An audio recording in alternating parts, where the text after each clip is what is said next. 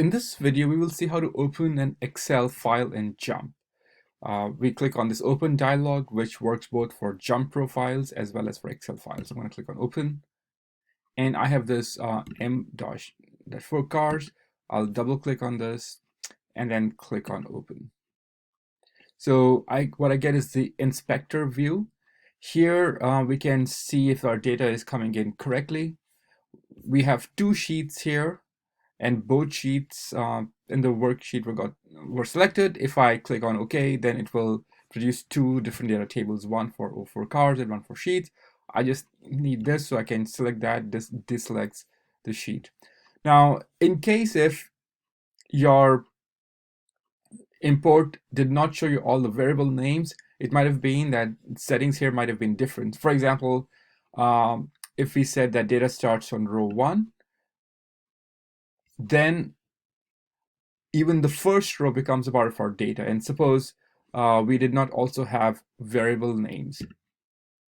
So then we have this column 1. So let's say your data was imported like that, but you actually have variable names in your first row, and your data starts from row 2. So I could make those adjustments here. I can click on worksheet contains headers, and then my data starts from the second column. So when I do that, it kind of adjusts what gets imported in what format.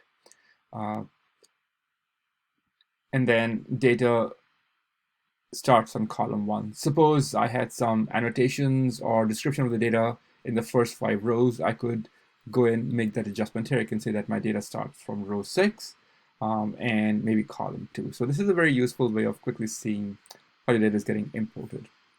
I could have clicked import here, but let's look at some other options. I click on next.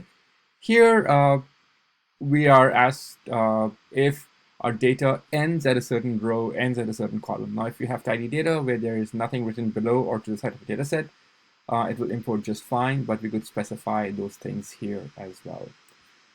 So once we are satisfied with the format in which the data is coming in, I can click on import.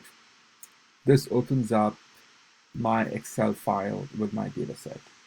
Okay, we have quite a variety of variables. We have, in fact, 19 columns here, and some of them are qualitative, as indicated by these red bar charts, and some are quantitative, as indicated by these blue histograms. In this movie, we will see how we can replicate our analysis